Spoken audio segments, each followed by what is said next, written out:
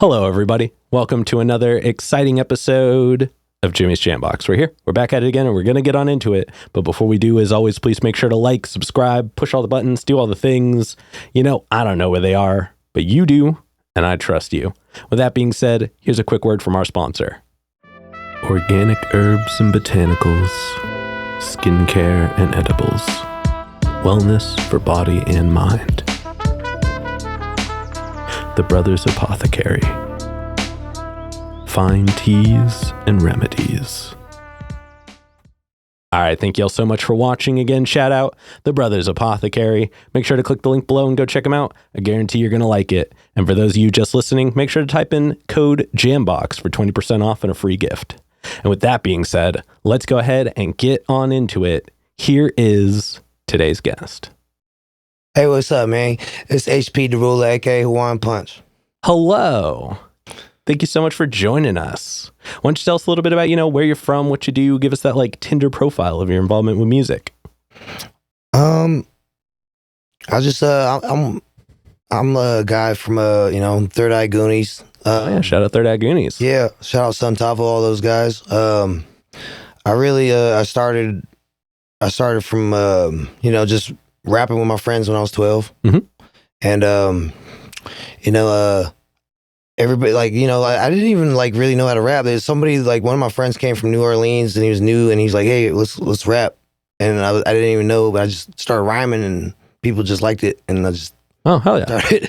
And that's kind of how I did it. I'm from Portland, Oregon. Okay, so you've been here your whole life? Yeah, I mean, the thing is, that's always been my home. Mm-hmm. But the thing is, I move around a lot, so I gotcha. everywhere. But I'll always go back to Portland. It's always gonna be home to me. So, were you in Portland originally when when your friend was like, "Hey, try rapping"? Yeah, I went to Ben's Mead High School, which got burned down. Oh no! Yeah, that shit got burned down. But it was just it was like lunch. Okay. So I started, I just started doing that, and I just became infatuated with it, and I just never really stopped. And then it just kept, the addiction just kept going more and more, so. No, I dig that for sure. Yeah. And growing up, was anybody around you in your family musical at all, or are you the first generation of musician in your household? I would say I was the first generation, but my mom had a lot of she dated a couple guys where, she dated this guy named Wally, and he was a bouncer at Rock and Roll Pizza, back when it was Rock and Roll Pizza off of Powell. And he used to let us go in there and there'd be live concerts of bands and even wrestling events. Oh, damn. Yeah. So, what an interesting duality. Yeah. And then my stepdad, he'd always have me around celebrities, kind of when it comes to basketball players, or I met Samuel Jackson when I was 8. Oh, cool. At a golf tournament. So it was I just got to be around that stuff, and I just always wanted it ever since I was a kid. No, I dig that. Yeah. And what was some of the earliest music you remember hearing growing up? Oh man, the first things I used to listen to. Yeah, I mean even before that, go way back. What's the earliest music you remember even hearing? Oh man, probably Frank Sinatra. My grandma was listening to it. Yeah, probably Frank Sinatra. Oh, yeah. I just listen to that. I don't even remember any of his songs now. I just remember it being that baby, it's cold outside. Yeah, no, I got you. Know what I mean? And yeah, that's about it with that.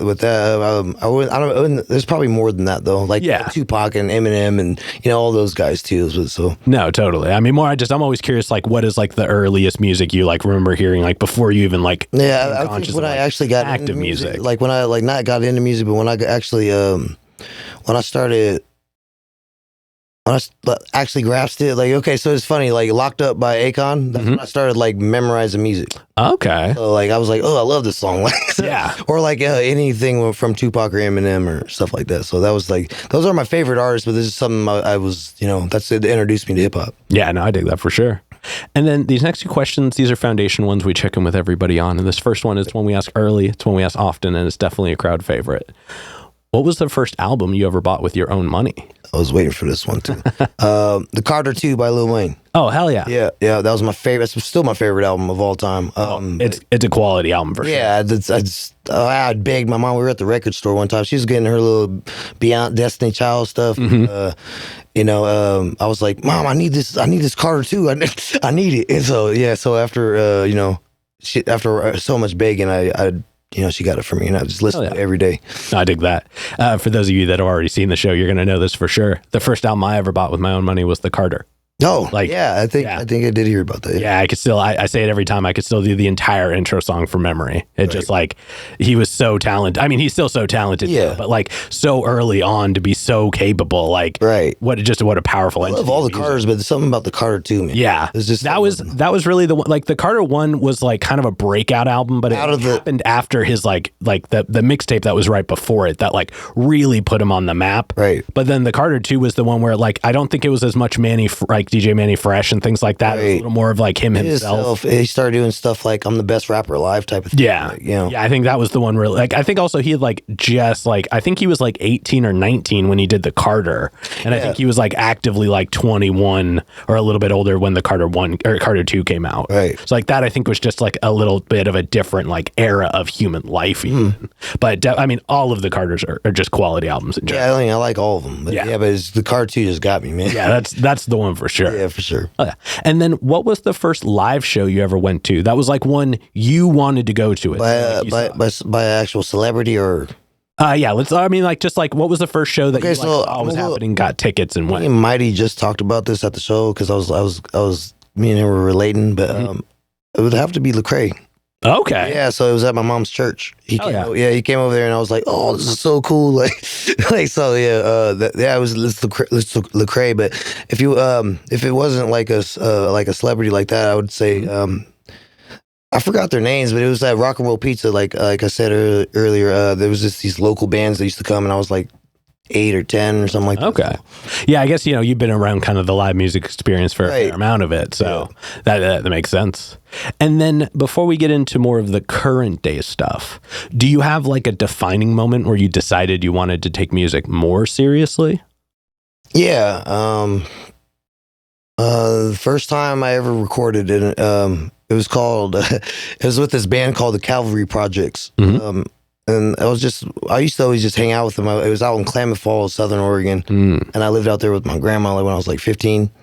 And I definitely, like these guys, I was just used to hang out with them, but I always rap. So they like, hey, come record. And I never did. But then when I did this song called, it was just an all freestyle. It wasn't like no hooks or nothing. And it's called Lance Don't Take Shit. And I heard that and like I showed my like other people and stuff. And then they're like, bro, you're dope. You keep doing it. And then I just kept doing it after that. Hell yeah. Yeah. So I dig that for sure. Moment.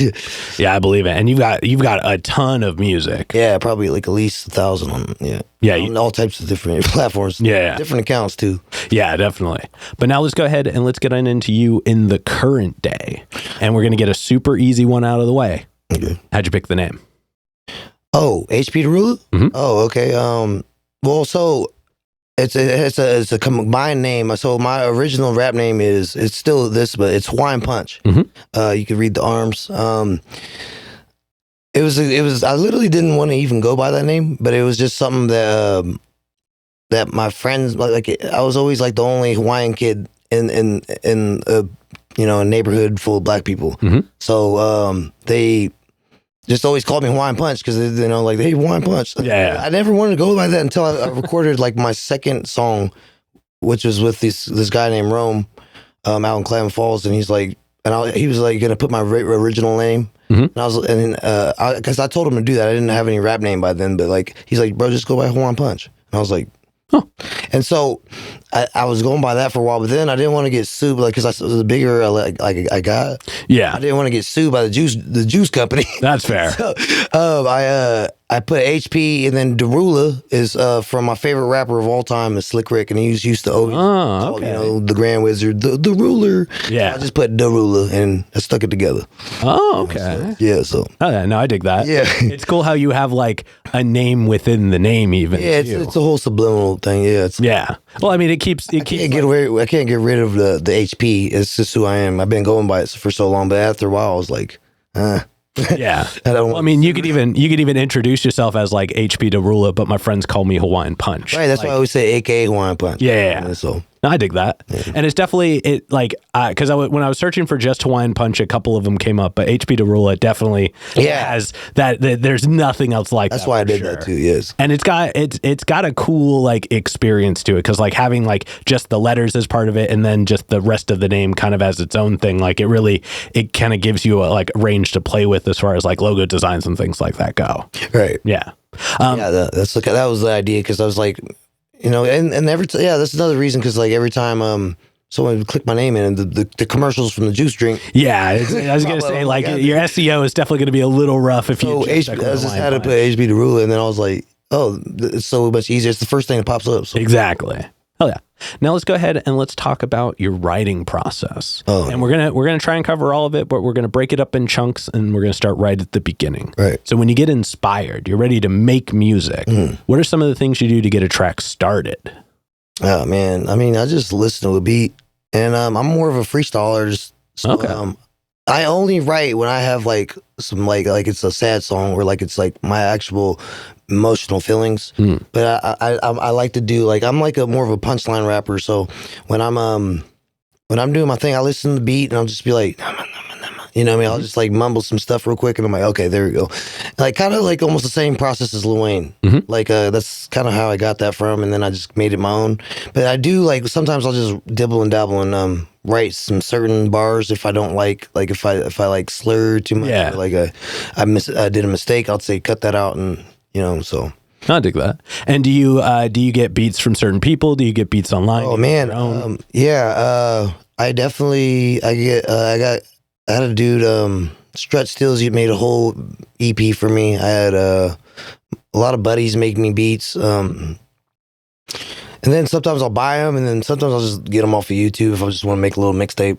And I've actually recently, the last 2 years, I've been making my own beats. So okay, hell yeah. Yeah. So, and what was that experience like transitioning into making your own beats? Like, did you find it like messed with your process in any way? Did you find it made it like, did it strengthen it? What was that experience? It kind of strengthened it a little bit, just because I'm more of a poppy, like I'm a bouncy rapper. So like I would use like 808s, and I started using the instruments that I liked, and then I'm like, oh, I could rap way better on these. Just rapping on like I noticed like if I rap on like more simple beats, my style kind of sounds a little better, just because I have more of a you have more room to kind of play with it. Yeah, exactly, and I have more of like I have a different voice. So when I get on like these masterpiece beats, my voice gets overshadowed. Gotcha. So I always try to like make sure they're like poppy and bouncy, and you know, it's like simplified beats for the most part. Yeah, I get that. And you know, that's something that I had noticed when I was going through some of your music, which you have a ton of it. Like I was saying before, like I mean, your music goes all the way back to 2013 on SoundCloud. Like I just dived on like SoundCloud and YouTube because there was just so much there. I couldn't even get to the other stuff at that point. But like, I mean,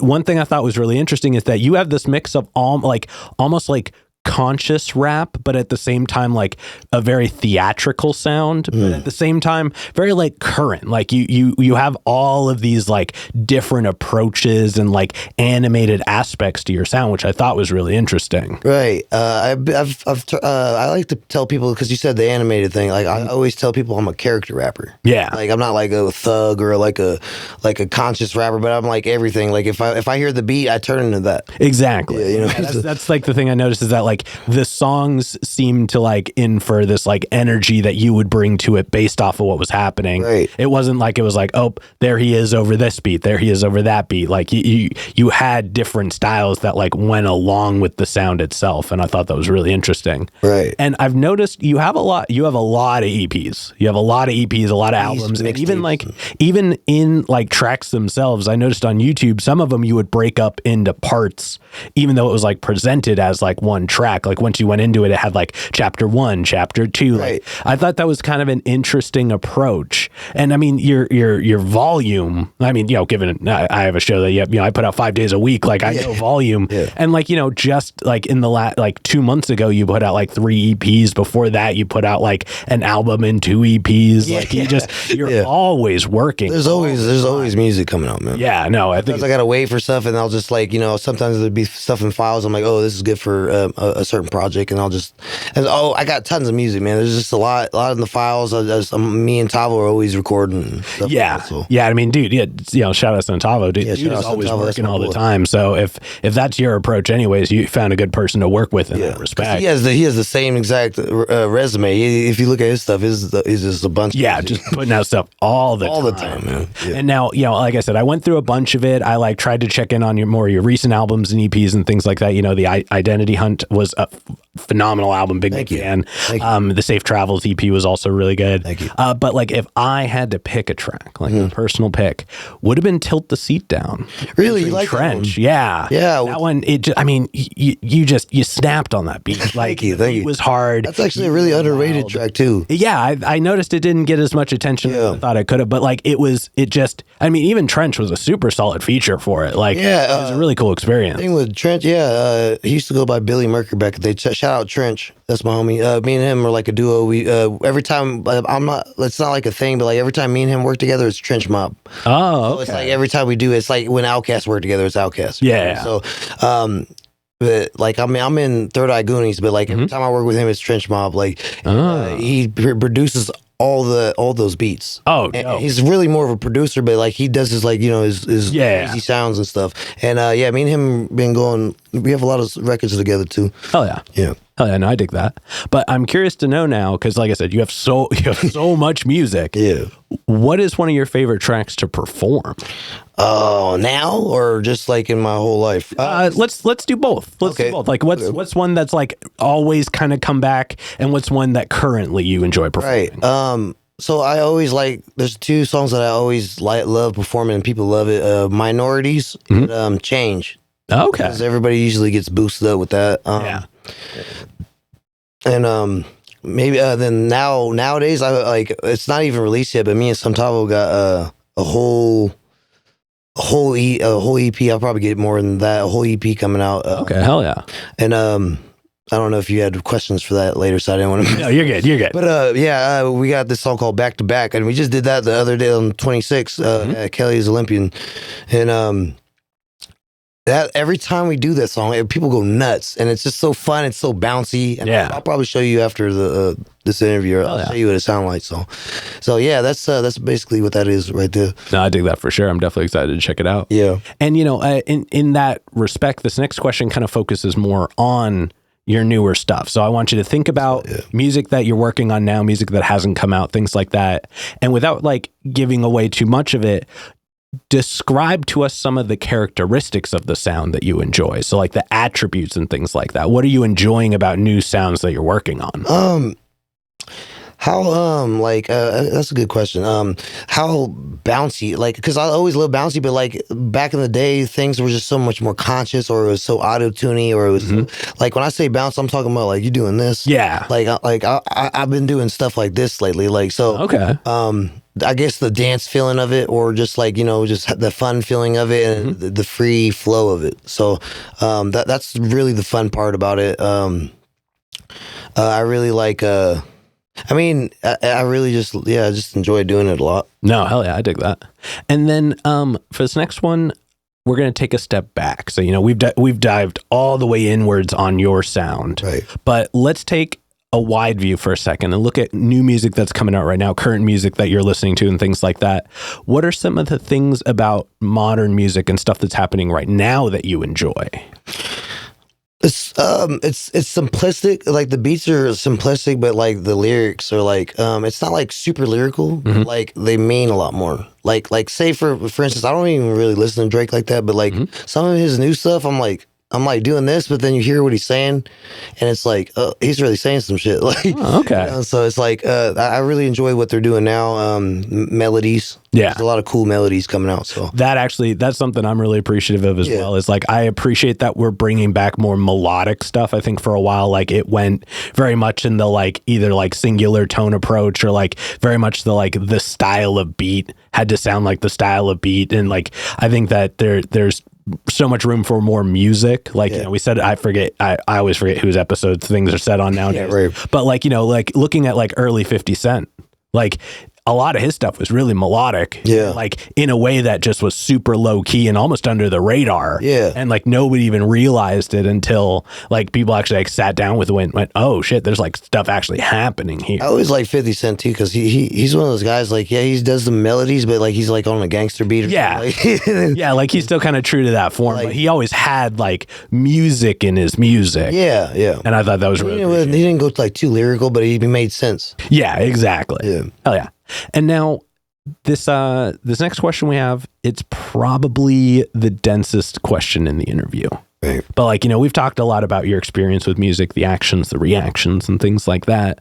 But when it's just you and music one-on-one, what does music give back to you? I mean, personally, you know, I could always say like, you know, it keeps me alive, really. I mean, but yeah, just to get, I don't know. I like making people smile, man. Like when I get up on stage, I like making people have a good time. Oh yeah. I like making people smile because I'm not like always serious in my raps. So like I'll say some shit like, oh, I'll fuck your bitch, you know, say some like outlandish shit and then make people smile like that, you know. Yeah. So I like that. I like making people smile because like in my little habit, deep down inside, I like to be a little comedian too. Mm-hmm. So I love people when they smile. I love making people smile. So oh yeah. And do you find that comes from maybe like a place of like growing up? Was there like less of that around, or like have you just always been kind of like the person to bring humor to the room, and now that you have a platform for it, you just want to keep that alive? Right. Yeah, I always kind of been like that, but like I guess the older I get, it comes out because I was kind of like a little shy kid when I was like to 5th to 6th grade, and I think 6th grade I started like coming out of my shell a little bit, and was that around the time that you like started rapping? Yeah, okay. So like that was around 12 as well? 12, 13, yeah. Yeah, okay. Yeah. So like really you kind of, you found music and saw that it was an opportunity to like put yourself in front of the people the way that you would kind of always wanted to be. Right. Yeah, that's exactly what, yeah. And I just love like bringing people joy, man. Like I love like, you know, like the fact that you could say something out of your voice and make somebody else feel some type of way is just amazing to me. Yeah, you know, it's definitely, it's a super powerful experience. Yeah, it is. It's a superpower in general. Yeah, no, I love that. Thank you for sharing that. Yeah, thank you. But now let's go ahead and let's move on into some hypothetical questions. Right. And for these, sky's the limits. The questions are all made up, so the answers are allowed to be as well. Okay. This first one's pretty straightforward. Okay. You could work with any one person. The only requirement is they have to be alive.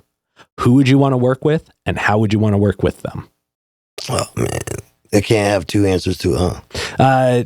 If one of them is going to be Lil Wayne, then yes. Yeah, you know it's gonna be. You know I would love to work with Lil Wayne, but it would have to be my favorite rapper too. Is Slick Rick. But I think I love Lil Wayne because I want to see his process. Yeah, like that would be such a cool experience, you know. So I'll be in, if you want to say Lil Wayne on that, but like I'll say Slick Rick because he's my favorite rapper of all time. Hell yeah, no, that's an underrated answer. I wish more people would say that because like he comes from a time of the origin. You know what I mean? Like he's from the golden era. Yeah, like right? That would definitely like him, KRS-One, Marquis, Big Daddy Kane, all those guys. Yeah, like, and man, I'm not even 100% sure who's even alive anymore these days. It's hard to keep up on, but like. Like there are so many people that were still kind of there for the origin of hip hop. Yeah, like I wish more people would want to sit down with them. So that's a great answer. Yeah, I was kind of always like a hip hop, like my stepdad. He always listened to Lil Wayne and Drake and stuff when I was a teenager, and so my stepdad, he's like, hey, he gave me a shoebox full of tapes, Mm-hmm. and he's just like, listen to these. And so I listened to like old Tupac, Big Daddy Kane, Slick Rick, KRS-One, even Run DMC, like the whole tapes, like the whole albums and stuff. So that was really cool. Like that's why I'm so like into music, because you've got that foundation that kind of comes from the foundation. Yeah. And I'm curious to know, did you ever listen to Skilo's first album? not his first one. No, I didn't. But I would love to hear it though. It's a really cool experience. I'm putting it on here now so that you can check it out when you re-listen to your episode later. Right. His first album, it had obviously I Wish, the one that everybody knew, but it also had this track called Top of the Stairs, which was really cool. Like, it had this super classic feel, but like it had this really nice cadence to it. It's definitely worth checking out. But that album is one of those, like, it's not technically a classic, but it's technically a classic. Right. And I thought it was always a little underrated, but it's definitely worth checking out. Yeah. So I'm just going to leave that there, but we'll move on to this next question, because this next one kind of fits in the same vein. And subsequently, who is a local artist that you're aware of that you haven't gotten to connect with yet, but you would like to? Like, okay, so like connect, but like, what if you met him and like you're cool with him, but like you just never did music with him? That's I'm not gonna lie, man. I always wanted to do a song, like, cause I'm friends with him, but I always wanted to do a song with Figure Eight. Oh, okay. I have a song with Swiggle on one of my files. It's never came out or nothing. It's called The Real Island Boys, but Figure Eight is always someone I wanted to work with, and I just never had the chance to do it. But me and him do shows. We always do shows. Yeah, I was gonna say, he is super accessible. Everybody at Figure Eight in the comments. Let's and at the Fish one. Yeah, let's make the whole that happen. Fish. Yeah, just work with the add all of them, and we could. That is definitely something that's attainable for sure. And there's one more too. Not Lil Mighty, because I already have songs with him. He's already in the crew. Mighty, like I always wanted to do a song with him, and I always wanted to. And then Prince Hife. Oh, hell yeah. Yeah, like in the area. So like, all right, well, y'all are working extra duty now. Go ahead and add all of them in the comments. Let's get that to happen. Right. And then for this next one, like I said before, sky's the limits, and it's pretty literal in this sense. But if you could perform anywhere in the world, the only requirement is, I'm sorry, there are no requirements. It would guarantee the best lineup, guarantee the best show, that there's nothing like foundationally that would stop it from happening. And it doesn't have to be a venue. It could be anywhere. Anywhere, like any state, any country. I mean, yeah, it could be any building, any like structure, any place. I don't know for sure, like a building. I mean, honestly, I'm okay. I have two answers for that. So I always wanted to do a Coachella show. Okay. But like, just because I always grew up watching those guys. Yeah. But like, if it comes to like a city, I always wanted to like in Hawaii, because that's where my roots are. So I always wanted to like do it for the people, man. Like, that's kind of what I'm representing. I'm Hawaiian Punch, so it's like it's very on brand. Yeah. Do you have a specific island you would want to perform on? Honolulu. Yeah. Okay. Yeah. Okay. Hell yeah. And then to wrap up the hypothetical questions, if you could get one more album from anybody, they could be alive, they could be dead, they could have not put out an album in 100 years, they could have put out an album yesterday. Who would you want an album from? Oh, that's a tough one, Jimmy. Let's see. Who would I just to listen to? Yeah. Okay. I mean, I'm gonna have to go safe with this. You know who it is. It's Wayne. Hell yeah. I mean, I'm sure if you wait long enough, he'll put out another one. Yeah. I mean, that one's coming for sure. Well, I mean, just like, no, like it could be anybody. Lil Wayne is totally a fine answer. Yeah, it would have to be Lil Wayne and Slick Rick. One of those, those are like my two top rappers. But it's like, my favorite rappers of all time. I have a top 5 list. Go for it. And it's Slick Rick, of course, DMX, Andre 3000. That's the one. That's the answer for what your question is. Andre 3000. I want him to make because he made the Flute album. Yeah, and I want him to come out with one more hip hop album before he's done. And then Busta Rhymes and Old Dirty Bastard, which I'm a big fan. Kind of compares me to them anyway. Okay. So yeah, I would love to see those guys come out. So obviously some of them are deceased, but damn. Yeah, that's a good top 5. Yeah, I love that's that is a quality top 5. That's my favorite. That's who I look up to. Like also, ODB does not get brought up enough in general. Yeah, like damn, because he's different, man. Like the fact that, but if you actually listen to what he says, like he's really saying some shit. Yeah. Hey son, I keep planets in orbit, but that's like a double, triple entendre because his name was Ason. and then A Sun keeps the planet in orbit, and then A Sun, he's like from New York, so A Sun, it's genius. Yeah, dude was super talented for. He was out of his. He was out of his. He was ahead of his time. Yeah, very much so. Yeah. All right, but we're going to go ahead and we're going to start wrapping this up. Right. What can we look forward to, let's say, between now and November? Oh, okay. I know I got a bunch of shows. I just don't know what they are right now. I know I got May, June, all that. That's probably all booked with the Third Eye Goonies. Me and Tavo got that tape I was talking about. We got a tape. It should be coming out any minute. popai.pro 2, part 2. Oh yeah. We came out with the popai, a couple months ago. So, yeah, just that right now. I got some projects out with Mighty, Ross Boss. Shout out Ross Boss. Endo Slim. Shout out Endo Slim. Got some projects with them. Just probably more shows, more studio sessions. Just gonna keep on going from there. I'm still working on doing my own genre. So I've been saying that for a while. Yeah. I'm still working on it though. So we'll see what happens with that. No, I dig that. Well, definitely looking forward to all of that. For this next one, go ahead and look straight at the camera and tell everybody how they can find you.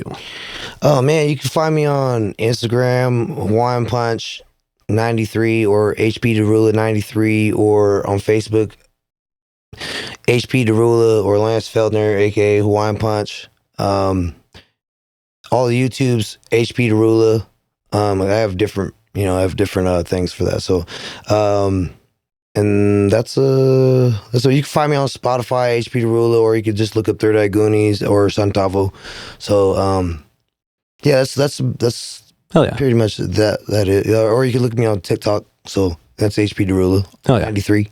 And some of that'll be down in the description below, and I'm sure you'll be able to get to everything from there, as well as like it was on the screen and stuff. Right.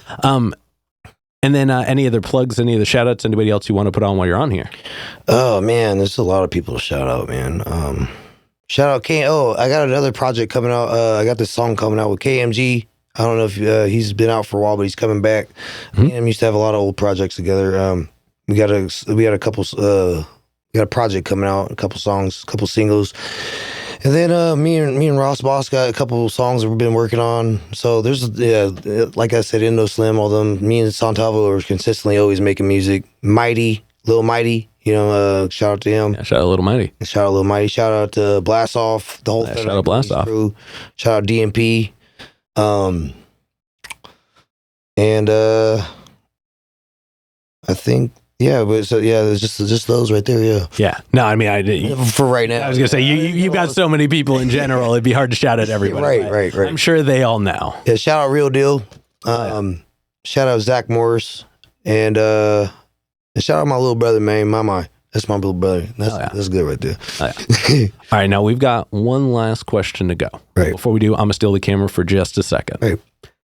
As always, y'all, please make sure to like, subscribe, push all the buttons, do all the things. I don't know where they are, but you do, and I trust you. And one more shout out to the Brothers Apothecary. Make sure to click the link below and go check them out. I guarantee you're going to like it. And remember to put in code JamBox for 20% off and a free gift. And with that being said, the final question. And this is entirely up to your interpretation. All right. But what is an album you feel is more on the obscure side? So it's a deep cut. It's one not a lot of people would know, but it's one you think everybody should know. By another person? Yeah, just like of all time. Like, what's it like an album that you're like, damn, everybody should know this, but it just doesn't get the recognition it should.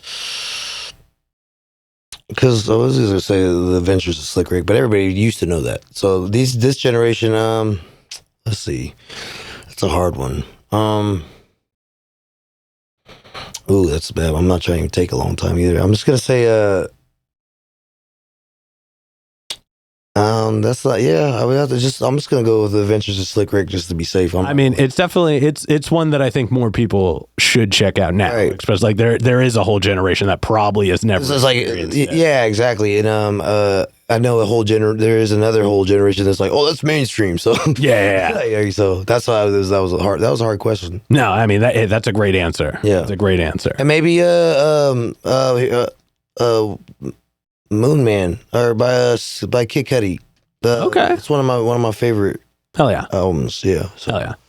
All right. With that being said, we're going to go ahead and wrap this up. Thank you so much for joining us. Right. Thank you. Yeah. Thank you, man. This has been another exciting episode of Jimmy's JamBox. I'm Jimmy. HP DaRula, man. And we're signing off. Later, y'all.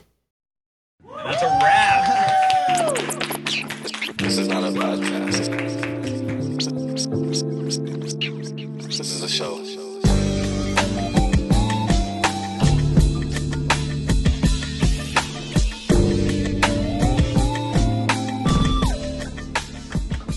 Keep jamming.